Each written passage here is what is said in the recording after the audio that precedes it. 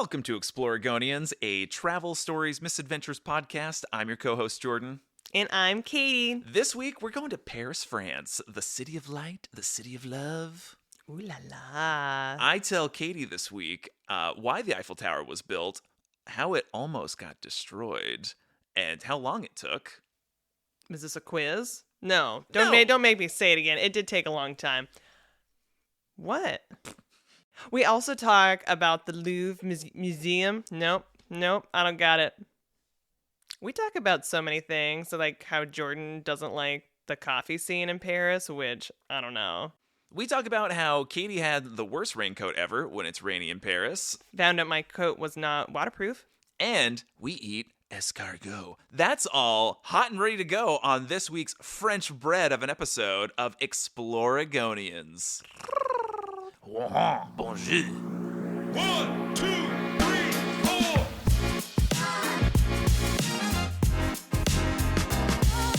Well, Katie's mic just went down, so we'll see how the sound quality is right now. I think it's still working. Moved the chair, and then I watched it all tip down in slow motion, and I had this moment, like my brain was like, I could catch that. No. It was good. Let it fall. Just smacked mic first. Just this heavy, like, thunk. You know, it was fine, except for the dog hair. That's fine. You just right into the dog hair. That's why you don't put your mouth on the mic. It's not like a pop music thing. Wow. My mouth's all over the pop filter right now. Yeah. Hey, you know where we're going this week? Paris, the city of love. Of Louvre? Like the Louvre? Louvre? I think Paris, Gay Paris, the city of lights. Huh. Is that you? I don't know. That looked more like it looked like something else. Token up. That didn't look like a cigarette. I don't know how it works. So, did you see a lot of smokers in your time in Paris? Yeah. Oh. I don't think as many as in Japan. How many like European stripes and berets did you see? Not zero. Really? That's impressive. But I mean, how many? I mean, it's like you're walking around being like, "Oh, who's local?" Do you have an ascot on? Mm-hmm. I was sad. We saw zero mimes when we were in Paris. That's true. Maybe we didn't see any berets. I don't know. It was raining. It was raining. So maybe that wasn't beret weather. So we're off to Paris. It is the capital of France, as you may or may not have known. Mm-hmm. There is so much information about Paris. This was like the first time that I felt genuinely overwhelmed about gathering information. Well, there's a lot. I mean, there's so much history and mystery. I feel like there's no way we're covering it all. No, and it's not like the previous episodes this season where I'm like, did you know that in 1402? Yeah, we need to tone it down a little. Yeah, this isn't a history podcast, you nerds.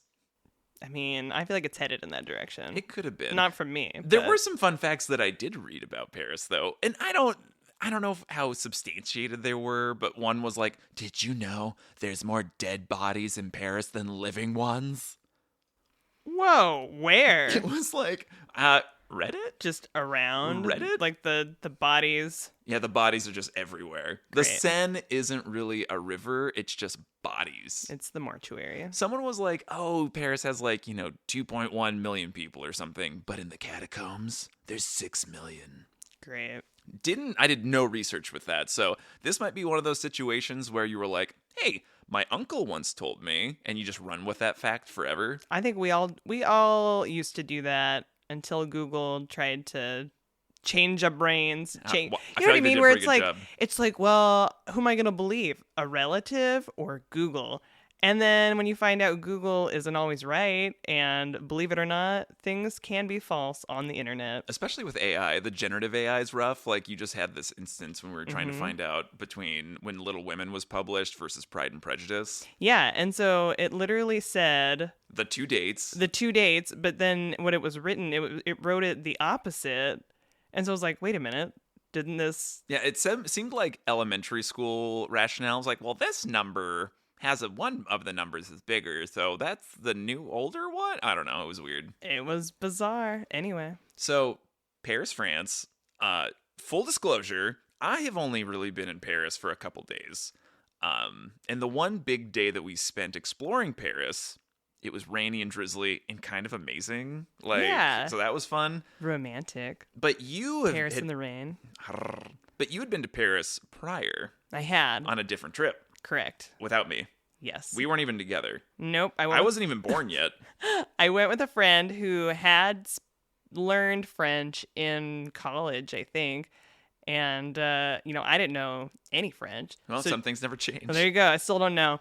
And, I feel like she was really stoked to go to Paris. And so we kind of did a lot of things that she wanted to do. And so, So when you got to Europe, you initially were going to like crash a wedding in Germany, yeah. reconnect with your French aunt, Yes. who was an exchange student in the 60s? Mm-hmm. Question mark. And she didn't fly over. She took a boat from Europe to the West Coast. And then from the East Coast to the West Coast, she took horses, right? It's like a- covered wagon. Yeah, covered wagon. She did the Oregon Trail. Mm-hmm. When I say the 60s, I meant the 1860s. Good one. So did you land in France? Like you went to Paris first? So we landed in Paris and then did not hang out, got on the train, and then booked it to my French aunt's place in Le Mans. The covered wagon aunt. Yes.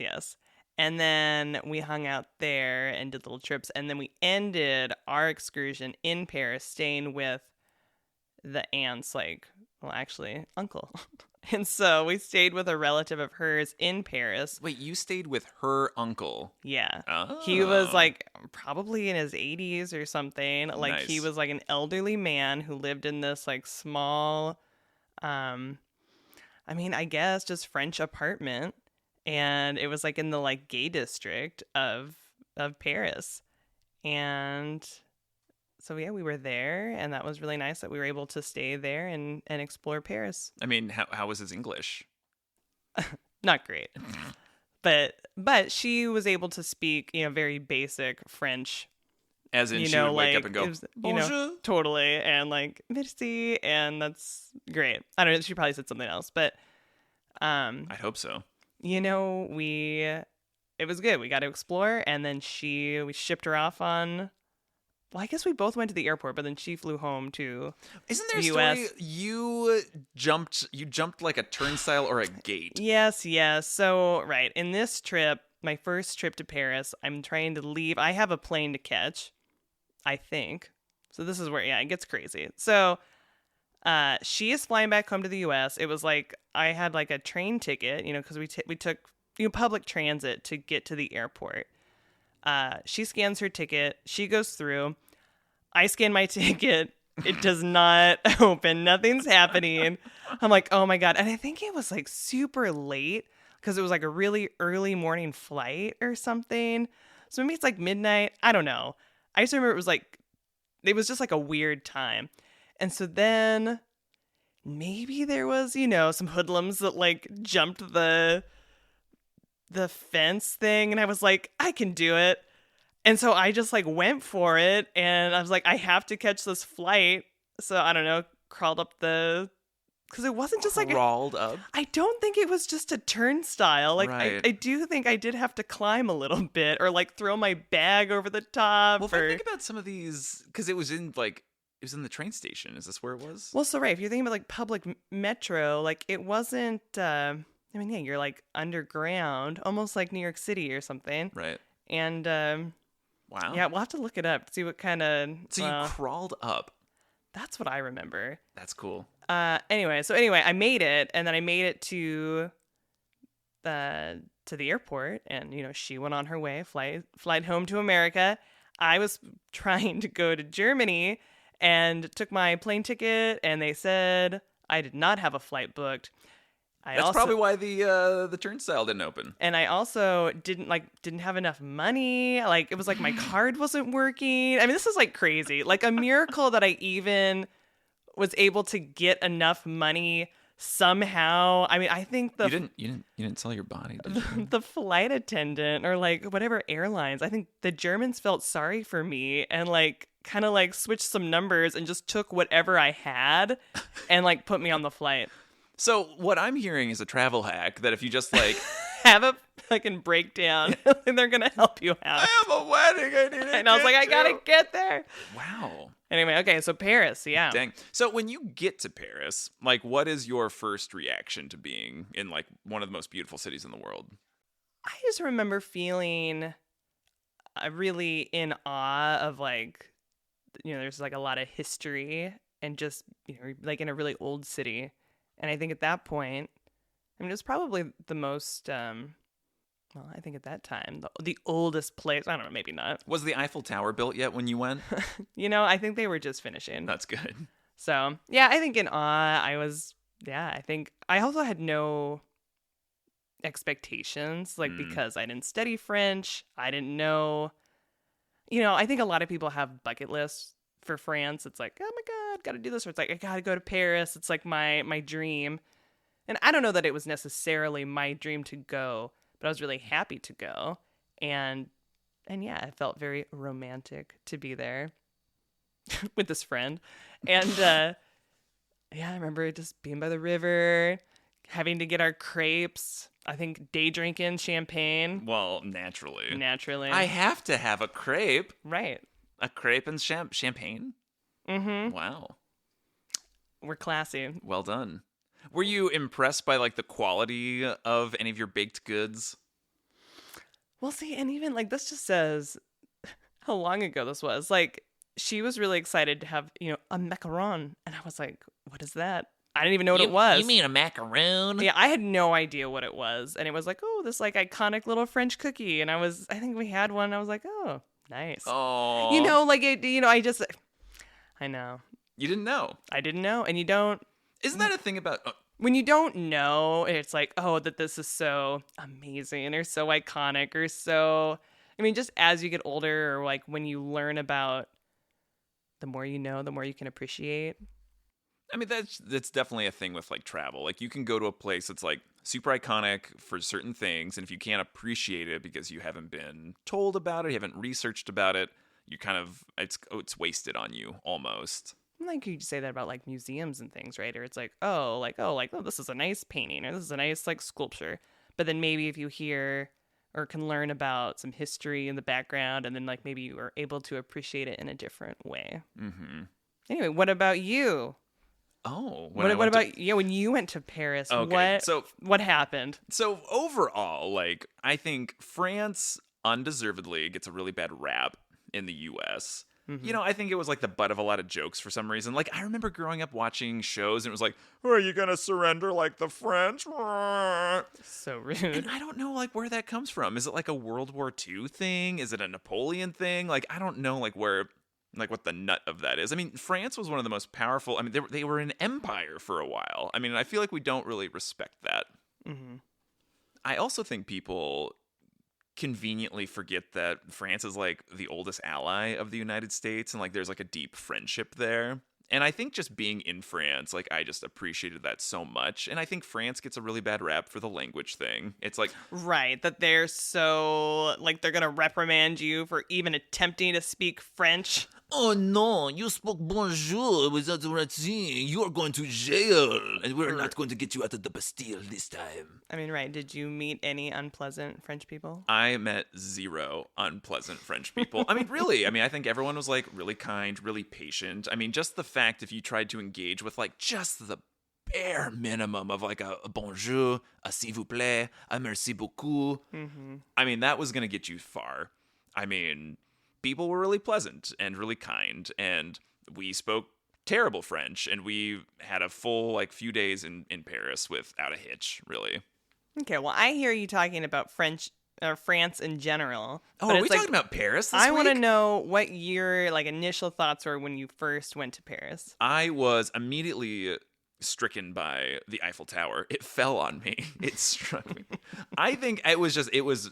you see pictures of the Eiffel Tower. It's depicted in films, Ratatouille, perhaps, which is, my favorite live-action movie. I was going to say Matilda. That's not right. Yeah, Madeline. Madeline. Oh, that's what I read. About, like, the little girl with It's the very nun. Catholic. Yeah, I don't know. I liked it. The Eiffel Tower was so imposing and really impressive and way bigger than I thought it would be. Mm-hmm. Like, we were outside of the downtown epicenter of Paris, and we could still see the Eiffel Tower, like, off in the distance. And I was like, oh, this really is an impressive, important thing. Right. It's So- yeah, whatever it is, it's pretty bigger than you think. So that struck me. I was really impressed with just like the architecture of Paris. That was really impressive to me.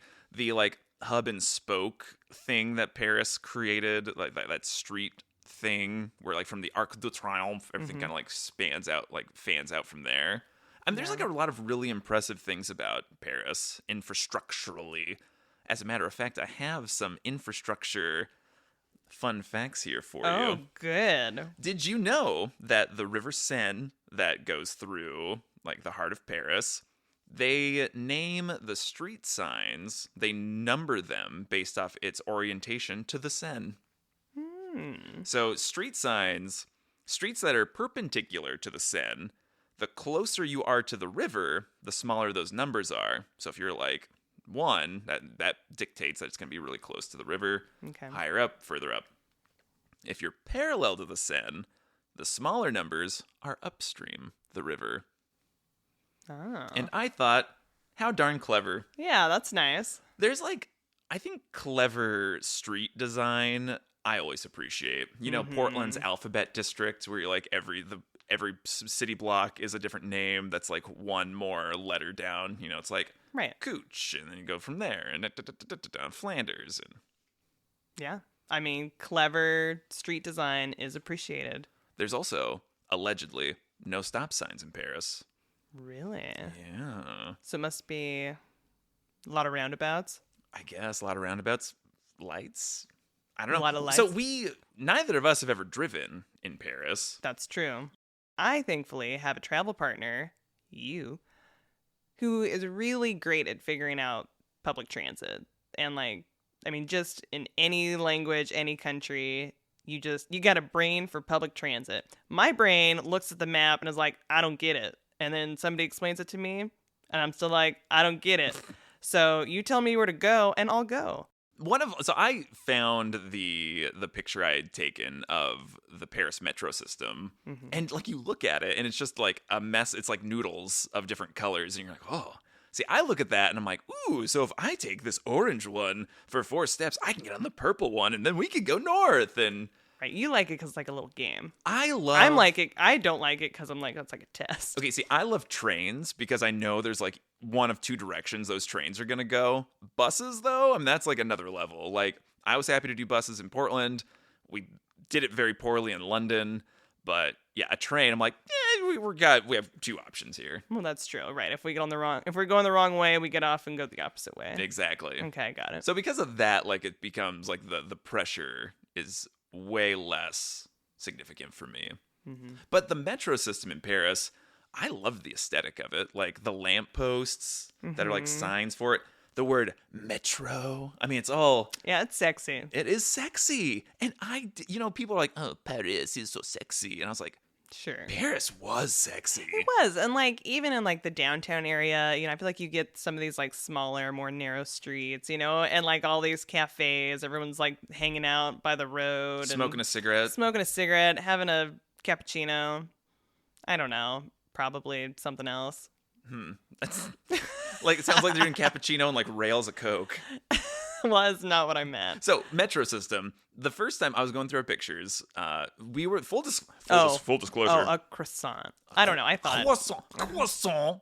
We were there at the end of 2019. So we were there in November 2019. So the weather wasn't great. Yeah, and the world was, well, We were preparing for something that we didn't know was And we on didn't the know. horizon.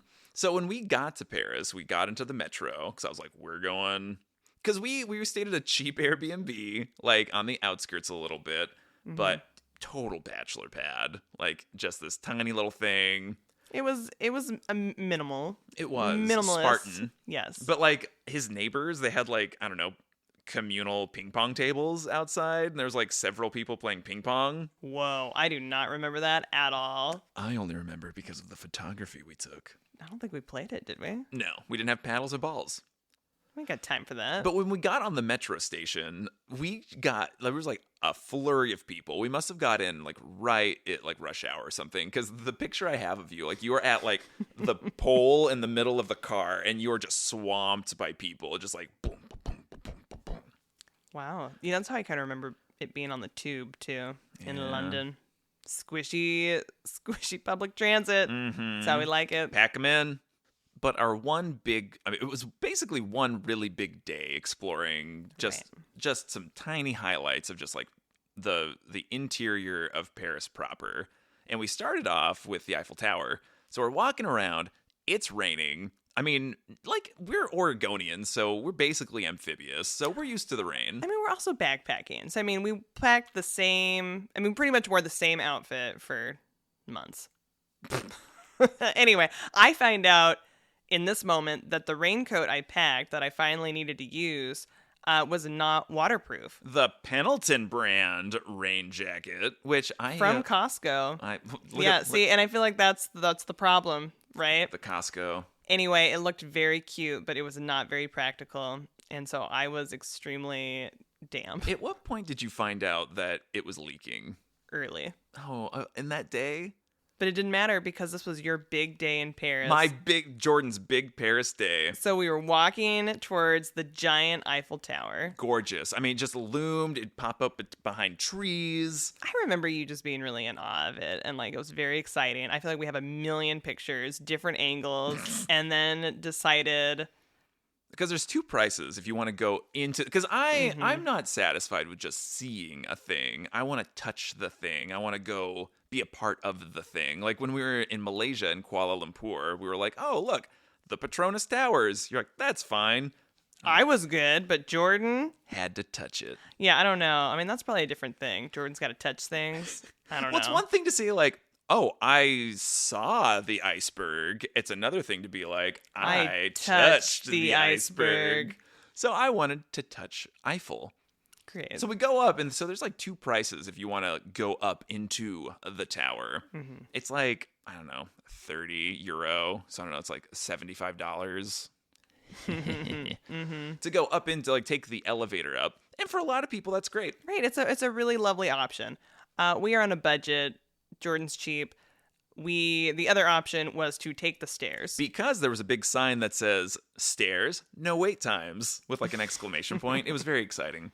I mean, it was significant, like half off, probably more. I don't know. Right. It wasn't that much and yeah, we wanted to go up. And then, I mean, how many stairs was it? Doesn't matter because there was no wait time. That's true.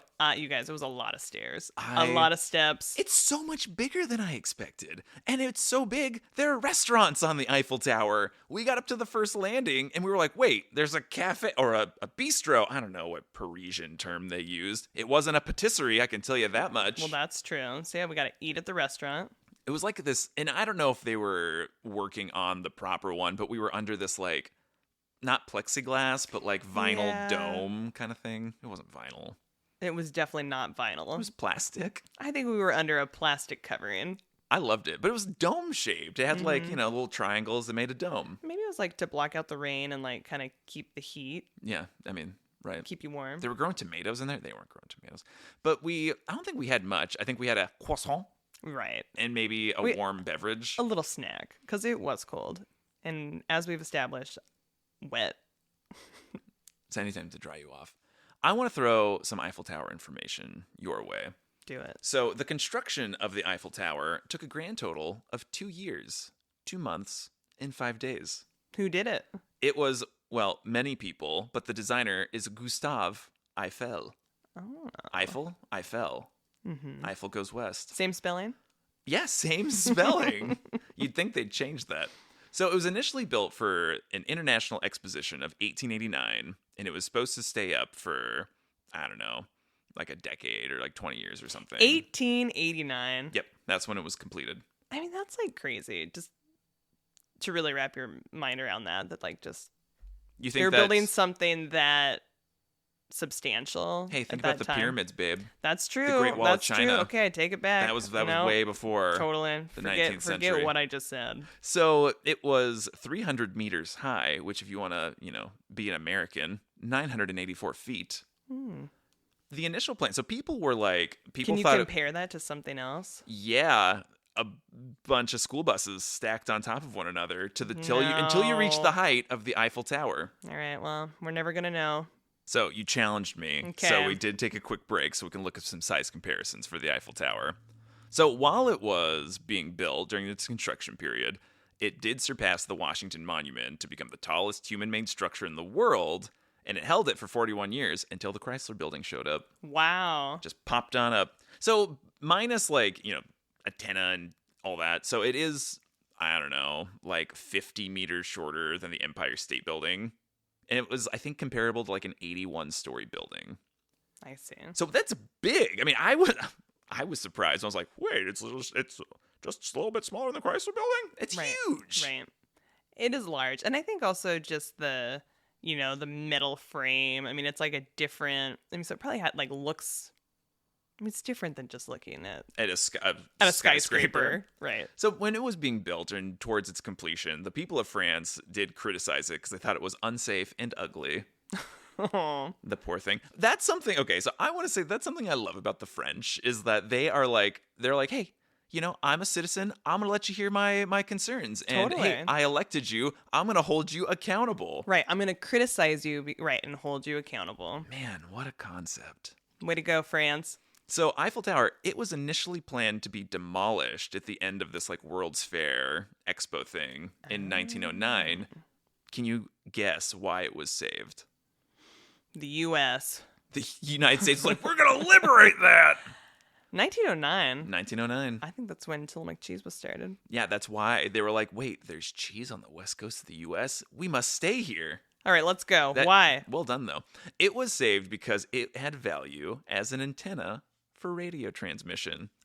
Oh. That's literally the only thing that saved the Eiffel Tower. Well, radio was important form of communication. Well, it wasn't then, but it became an important form of communication. So it's value there. How interesting.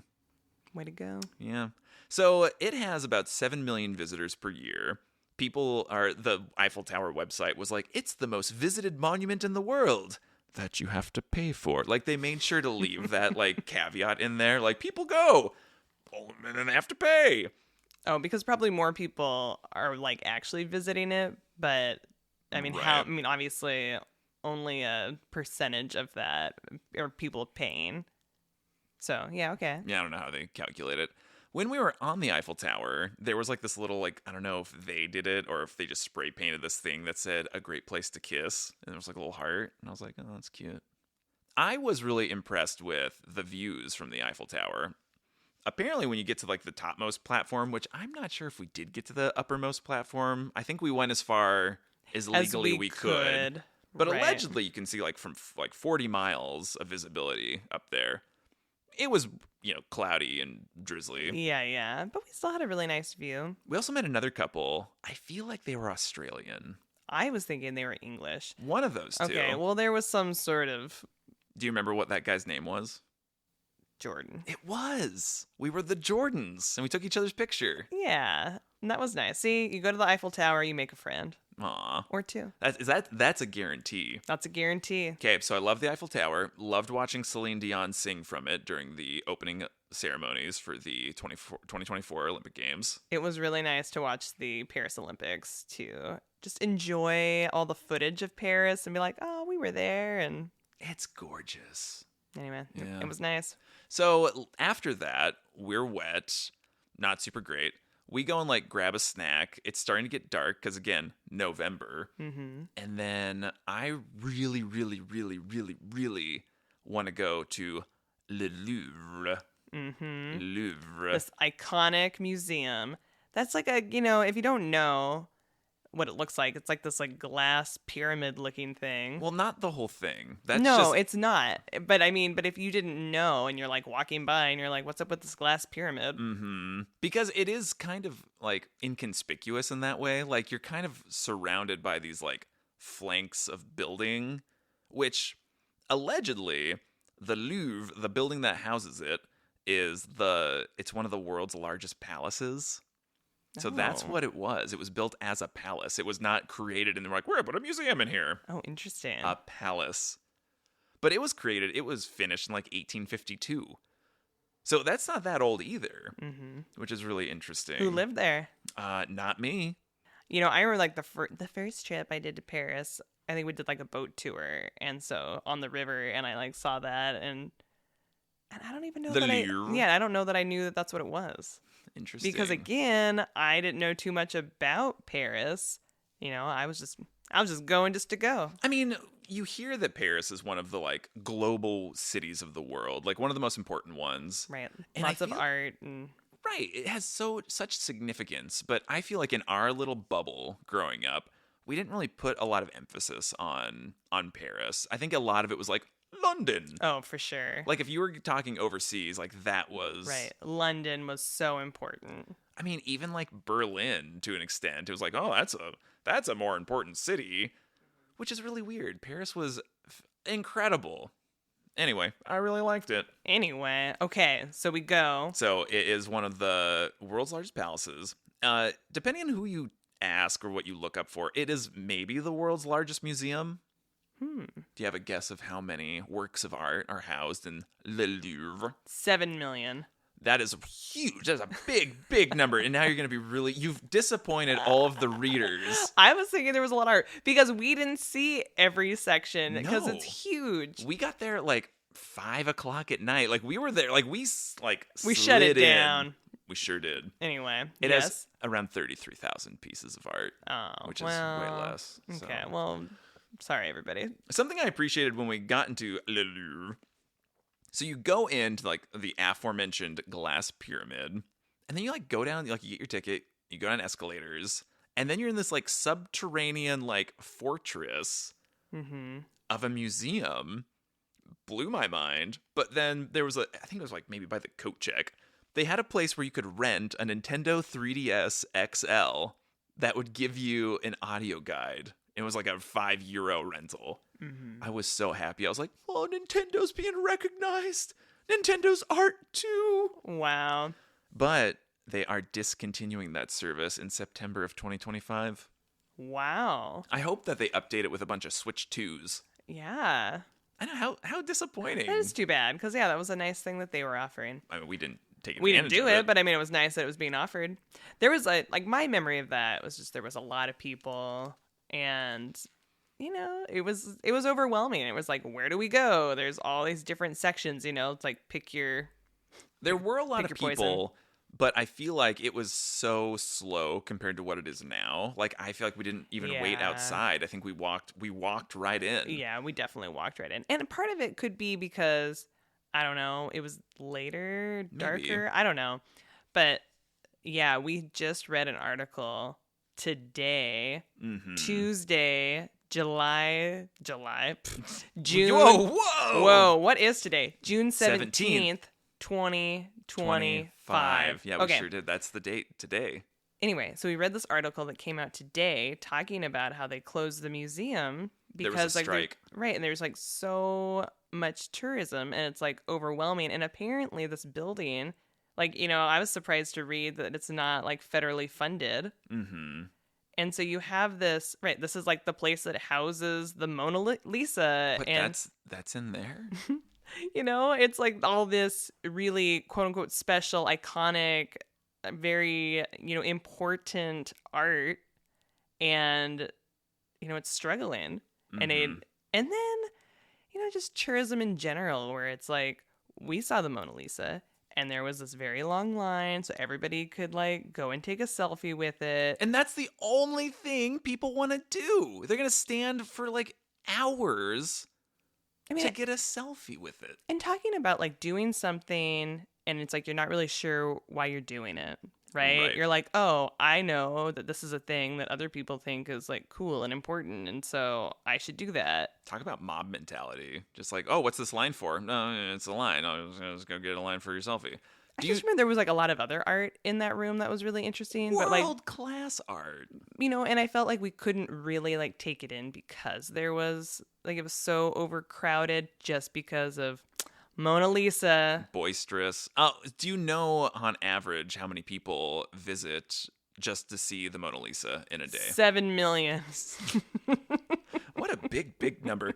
There's about 20,000 people will go to the Mona Lisa Every single day? Yeah. Oh my God. They have put a cap on how many visitors can visit the Louvre in any day. And so it used to be maybe 45,000, but now I think it ballooned to maybe like 80, 90,000 post-COVID, just like that revenge tourism.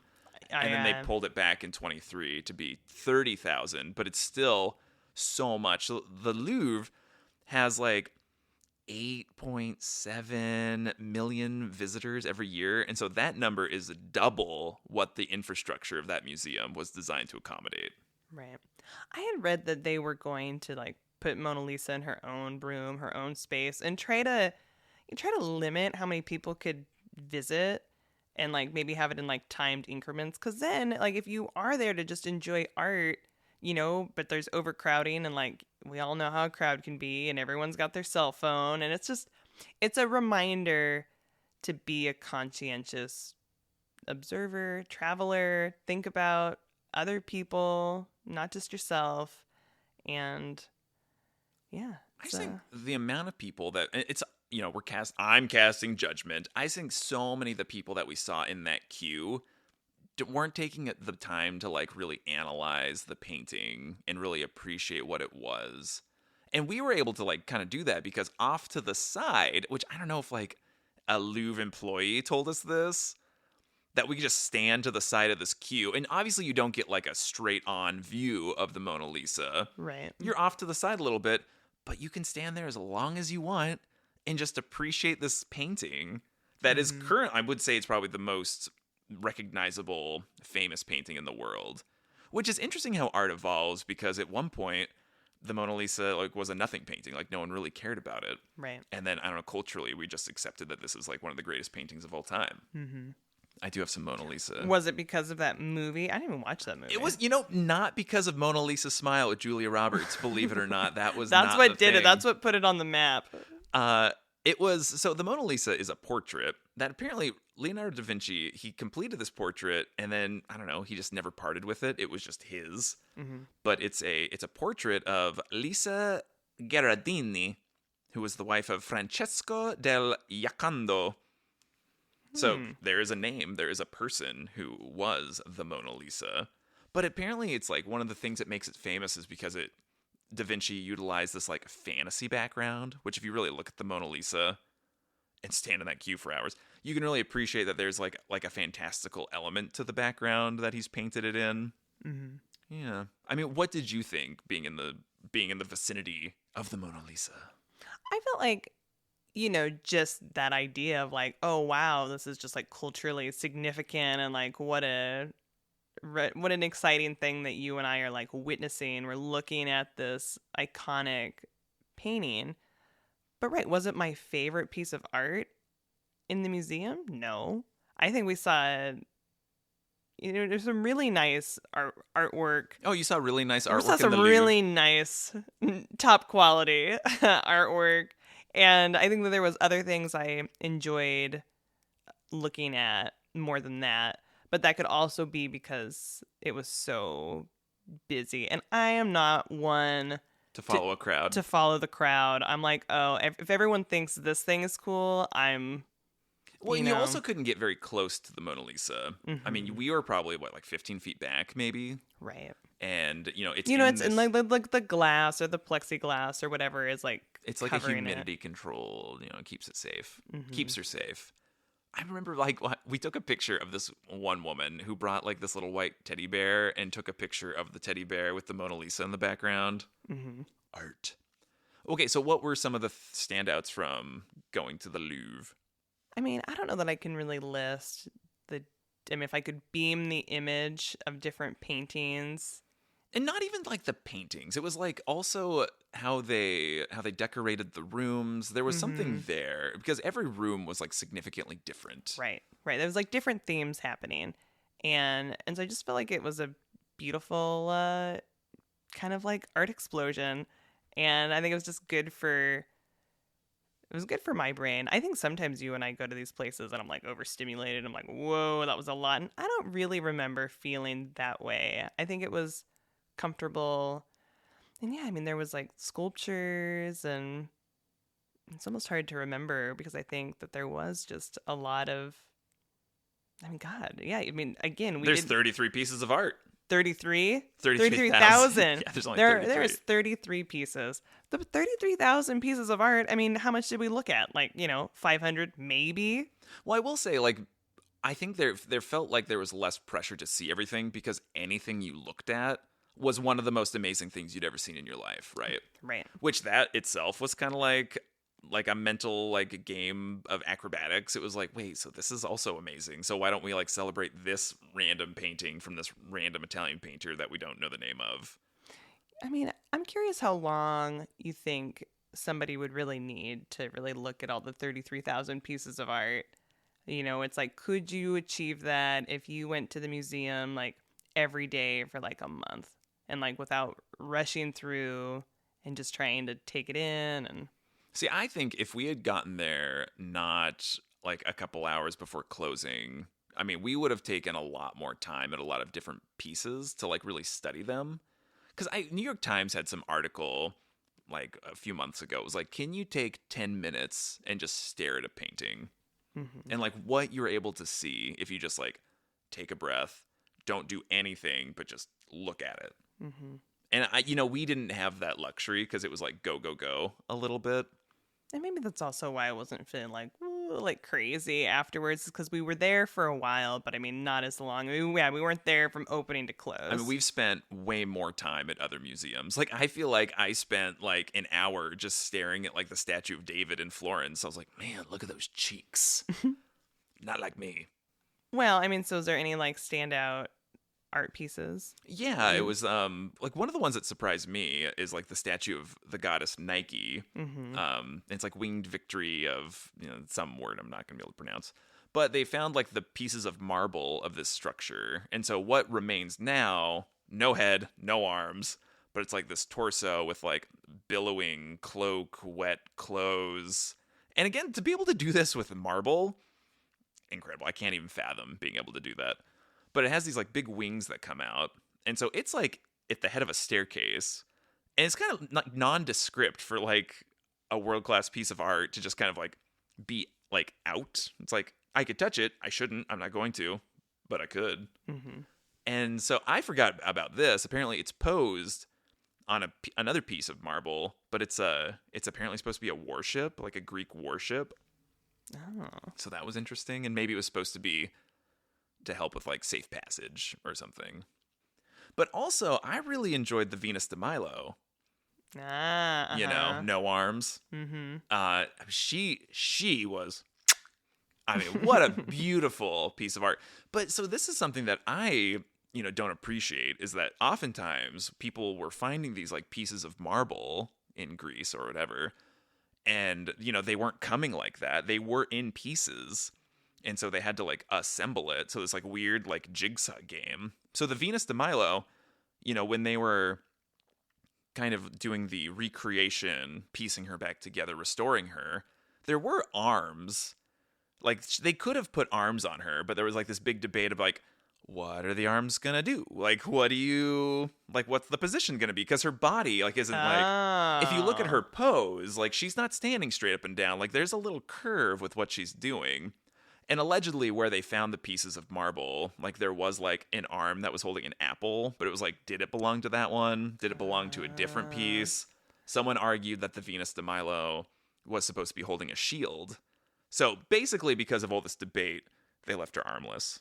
Well, see, that's pretty good. And you think about like just like the history and trying to like, solve this puzzle. And it's kind of nice that they didn't just make this decision being like, okay, we'll take a vote. Who wants apple? Who wants shield or whatever? Who wants arms up, down? And it was like, you know what? This is what we're going to do. But yeah, they call her Venus de Milo. Venus also is Aphrodite. And then de Milo, they call it that because that is where the Greek island the marbles were found on. So that is why she's Venus de Milo. Thank you. So you are welcome. Did you know that the span of items in the Louvre span 26 centuries? No, I didn't know that. You didn't know that? 7 million? That seems like a lot. Yeah. I mean, that's wild. I mean, we saw a bunch of like stuff from Egypt. We saw a Sphinx at one point. I just think the time we went, November, rainy, midday or midweek, Like, I feel like by the time, like, it was close to closing time, it kind of felt like we had parts of the museum to ourselves. Yeah. Yeah, it definitely really cleared out. And that's nice. I bet a lot of people can't say that. And I mean, yeah, if you have the opportunity to go to a museum, I mean, it doesn't have to be this one, right? I mean, just a museum in general and try to, like, learn something, get some history of, I mean, God, just about anything. I don't know what I'm just saying I'm pro history. I don't even know that I'm pro museum, but I'm definitely pro history and trying to see art. And I mean, they had stuff, like, I remember there was like the little chunks they found, probably marble, maybe other things, but like, right, when you only have like a piece of art and then they like drew what they thought the outline. right, what they thought it was, and so it was just like a piece or a couple pieces of this artwork, and this is what they thought. And That was really cool and really impressive that they could discern like what it would be if they had the rest. anyway, the Louvre. Really, really, really enjoyed it. But I am hesitant now seeing that, they're struggling with over tourism, people packing in there again with the age of like social media, like, and it was the age of social media when we went, but it was, now it's about, It was pre-COVID, and now there is a difference. It's just you're doing it. It was before, it was do it for the gram. Now it's like it's all about TikTok. It's all about these other things, but it is less about being in the moment and more of like, I got to record it on my phone, or I got to, maybe I'll just like record it and look at it later. And but right, even that is like a weird thought. Like, I was looking at the pictures of the Mona Lisa that we took on our iPhone at the time. Shout out to Apple. You need to give us money. wow. And like, it's grainy. You can't appreciate the detail. It's like, well, what are we doing here? Mm-hmm. I guess I like that you can have that memory, but right. I mean, it's so much more potent. Like with you and I, like just like going down memory lane and trying to remember like how extravagant it was to like just stand with Venus de Milo. I don't feel like anybody was in that section of the museum when we were there. Mm-hmm. Well, because that's it too. It's like, if you don't know it's quote unquote important, I don't know. I mean, part of the reason people are going to the Mona Lisa is because they are told that this is important, or like, you should go and check that out. I mean, not to mention, how many tour groups are there? How many people, hordes of people, are dropped off and they're like, okay, we're going to take you to the museum and make sure you see XYZ. I mean, I'm sure that right equates to a large amount of the numbers. So the daily numbers. I mean, I hope that they're able to figure it out. I mean, President Macron in France, he's like said that, changes and upgrades to the Louvre are coming, but some of them are still like 5 years off or so. And so like these Louvre employees are like, something needs to happen like tomorrow. Right. And so that's why they went on strike. Apparently it was called a wildcat strike because they didn't announce that they were going to be protesting or striking. Mm-hmm. And so, yeah, a bunch of people had already purchased tickets to go to the Louvre, and they were just kind of stranded in the summer heat. I mean, and that's, very disappointing for them. But hopefully France does what France does best and protests well and has like real meaningful change happen. Mm-hmm. And now, it's got us talking about the museum. Like, we had a completely different thought with how this episode was going to go. And then, waking up this morning and being like, oh, well, this is like news of the moment, which is really, really interesting that we could talk about that and discuss that. I mean, what is, in your mind, like the solution for over-tourism? I mean, I do think limiting people, there's something called no. I think, unfortunately, when we are just pushing tourism so hard, and telling people they need to see this, you need to experience this thing. But it's like, are you saying that because someone actually needs to experience this? Or are you saying that because you need money in your pocket and, this economy needs a boost? Or like, what is the intent behind it? And so, yeah, I think if there was only, 20,000 people allowed into the museum. Only. Or if there was like 10,000 people, you could sign up and it'd be like for the greater good. Mm-hmm. Like they have some issues they need to fix. Or like, right, fundraising. I mean, federally funded. I mean, there's something that And maybe if it's so significant to the world, maybe there's like worldwide funding that happens, right? Like you're like, we as a world want to like keep this going, and we don't want the roof to leak and like kill off the Mona Lisa, whatever. Hear that, United Nations? Pony up. I think it's okay to support things that you want to sustain, like to sustain it. And I think that our society has kind of moved away from a lot of that, and it's like, well, it's not my problem. I only care about me and my world. And yeah, I want to like see that or experience that, but I don't want to pay for that, or I don't want to support that. So I would a GoFundMe. A GoFundMe for the Louvre. And yeah, just over tourism is not a good thing. And if you take anything away from our podcast, I hope it's to be a conscientious traveler, A curious traveler, and kind, a kind traveler. Wow. Well, so yeah, after we left the Louvre, we were starving because there's not like there might have been food there. I'm not quite sure. I don't know. I feel like we were starving, and then we're like, "Is everything going to be closed?" Because our little town, everything closes at like 4. Okay. So we stumble into like some bistro. We get some escargot because you have to do that, right? Which is snails. And there's like green stuff. Yeah, maybe like a chimichurri, some pesto. Sure. I think it was good. You asked me earlier if I remembered what the escargot tasted like, and I don't know, maybe it was kind of like clams or oysters, where it kind of like takes on the flavor of kind of whatever you're like making with it. So I don't really remember like a strong flavor, but they were good. I mean, I enjoyed them. Right, we ate them. But they had like these little like escargot tongs that were like shaped of like the shell to like hold them properly, and then you'd scoop them out with this like tiny like, I don't know, cocktail shrimp fork. They were good. I think that was good. And then when you go to like, I don't know if this is like just a dessert thing, but I feel like they brought this like enormous chalkboard with like all of their items on it. And I was like, I can't read this. Right. Well, how about you pick? I will say one thing that I think Europe needs to change is the fact that they use commas and not the little like decimal point in their pricing. Oh, and you're like, wait a minute, this is like $14,000 euros. That's a really good salad. Yeah. So that was confusing, but other than that, Paris is doing pretty good, I think, overall.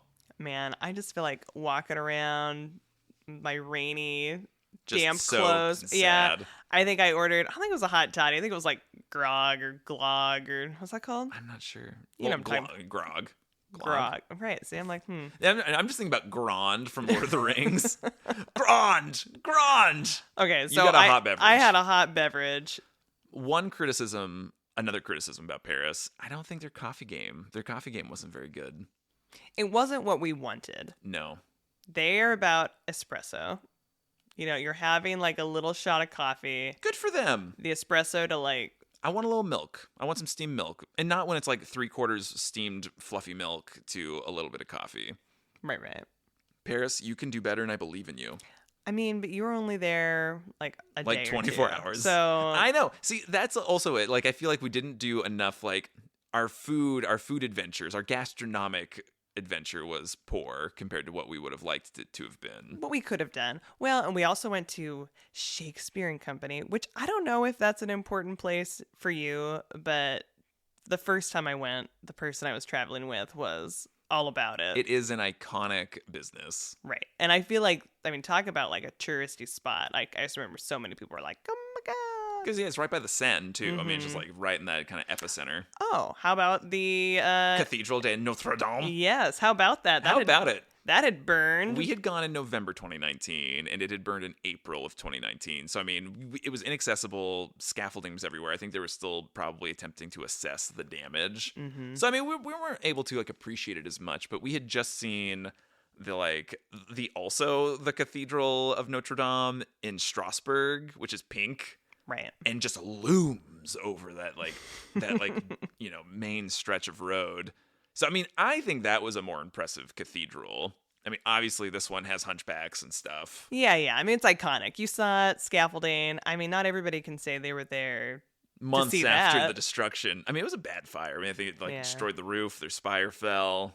So, I mean, We got a new pope now. He'll fix it. He always does. Did you go to Notre Dame? Notre Dame. I didn't go in. I think because I had already, with French auntie, I had been in other cathedrals that were probably a little more extravagant than that, and so I didn't feel the need. You've been in one, you've been in them all, right? Like, I can't go in there because it burns my skin anytime I walk into a cathedral. Is that what happens to you now? Yeah. So we already kind of know. Next time, I think I'd want to stay closer to the heart of Paris, even though it's probably a little more expensive, but whatever. I'd love to hit up more food, more haute couture, maybe get like a cool outfit. I want to find a mime. I really want to find a mime, like a street mime. I want to see, whatever they do in Hunchback of Notre Dame, the Disney one, the Festival of Fools. I want to be there for that. Oh, I yeah. don't know if that's a real thing, but I'd like to participate. Oh, you know what I remember too? What? This, the first time I went to an internet cafe in Paris. Wow, chat up some boys. I sent our old director an email about camp, about how I was like, yeah, I guess I will be there. I can show up and see you soon. Anyway, Wow. I wasn't going to say that. I was going to say our last day in Paris, we were finally done with our adventure in Europe. It was the last. Okay, so that's part of it too. Is like this was the end of a 2-month train travel, Western Central European adventure. And so our couple best friends were going to pick us up in Oregon from the airport, and we were so nice. We were like, let's surprise them with a baguette. One baguette, fresh from Paris, which was exciting in that moment. I feel like you and I would have enjoyed the bread, but by the time you guys, bread does not get better with age, and so I just feel like we brought them a stale baguette and thanked them for picking us up from the airport. Yeah, that was a weird poor gift. We had room for more bread, I think, because you used it as a carry-on. It was carry-on bread. But I mean, why didn't we? We could have gotten patisserie or something. I don't know. Could have. Yeah, I don't know. No baguette. Well, also we had this weird thing. The Airbnb guy we were staying with on our last day, he was like, "Oh, well, if you want to go or walk around town, he gave us this thing where he had to take the key back to the grocery store." Do you remember that? The key to his place was in a lockbox or something in a grocery store. Oh. That we had to place. Yeah. So that was a weird. It wasn't a close grocery store, right? So we could have picked up, some French groceries, some French laundry. Wow. Look at me. What does that mean? I don't know. Is it close? We're it's gonna close, move on, right? All right. French Paris, connection. Paris. Betty. We'll always have Paris. We'll always have Paris. Yeah, no, we're gonna go again. Yeah, we will go again. It'll be really fun. I want to walk the Eiffel Tower. Maybe we should drive and get stuck in the little, the Arc de Triomphe, just trapped there forever and ever. I'd love to go for Bastille Day. I mean, that looks super cool. Let's do it. It also looked super cool during, I don't know, what was it, New Year's Eve? That was fun. That main avenue that people gather in. Mm-hmm. And we'll know how close we are to the Seine based on where we are in Paris. That's true. Now we got that figured out. Just got to look at the numbers. All right. What are we doing? Where are we going next week? I would like to do our usual and ping pong back to Oregon. I'd like to go to another place with a lot of culture and a lot of art. Ooh. Ashland, Oregon. Ashland, Oregon. Ooh, ashy because the volcanoes. I don't know. Why is it Ashland? For Aslan!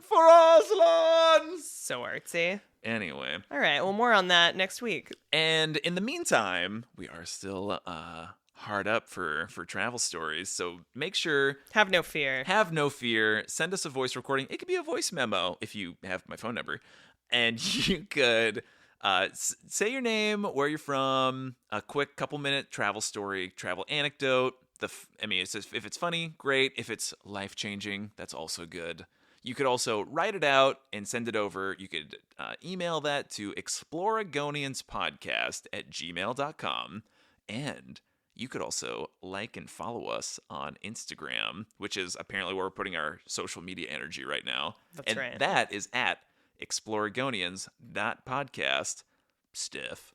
And also, if you just want to check out some pictures, we're going to post some pictures, some videos of Things that have happened. Shenanigans. Travel things. So check us out. Friends, listeners, the Pope, since I've been talking about you today, we have something very special. We have our very first travel story, and it comes to somebody close to the pod family. He was a co-host on our OG podcast, Yip Yip Hooray, an Avatar podcast. This is my baby brother, and I asked him... He is 2 years old. What's his name? His name is Troy. And I asked him for a travel story, and I have not read this, so we're going to see what it says. I believe he sent two. Let's see. All right. It says, I remember you wanted to visit a foreign country with me, and in my ignorant brain, I flat out refused. I'd seen too many movies where bad things happened, and I told you, quote, if I travel, it's with Rob because he has guns, unquote. Rob, who is your war veteran of an older brother, all right, that was who's combat ready. That's right. Was that the travel story 1? That was travel story 1. And then Troy, he's never left the country since then. Okay. Are you ready for this other story? Yes, please. Troy says, so the day after my wedding, Kelly said she was interested in Belize. Without even knowing what she was talking about, I said yes. Do you believe in life after love? 6 months later, we got on a plane. To give myself a tan, I got in the tanning bed, which just gave me a sunburn.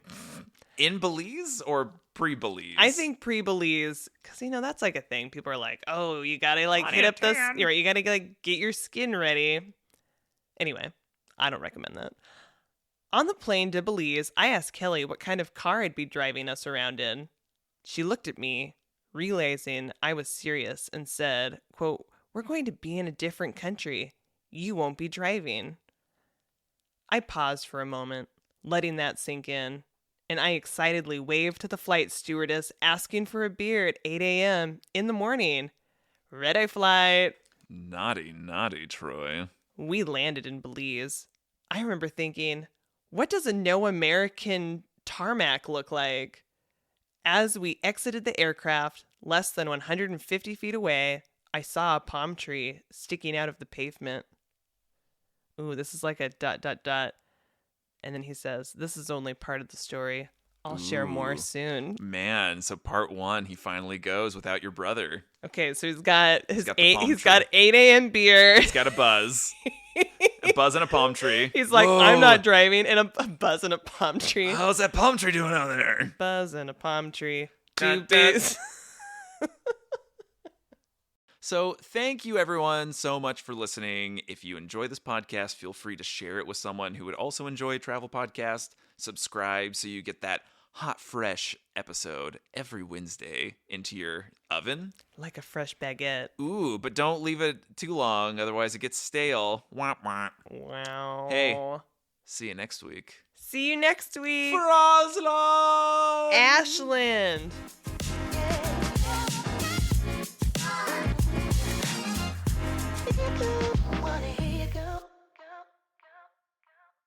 I think you need to do your squats. I do. I have negative ass. Yeah, we got to work on them glutes. It's just back, and then it goes inwards, and then it's knees. Oh,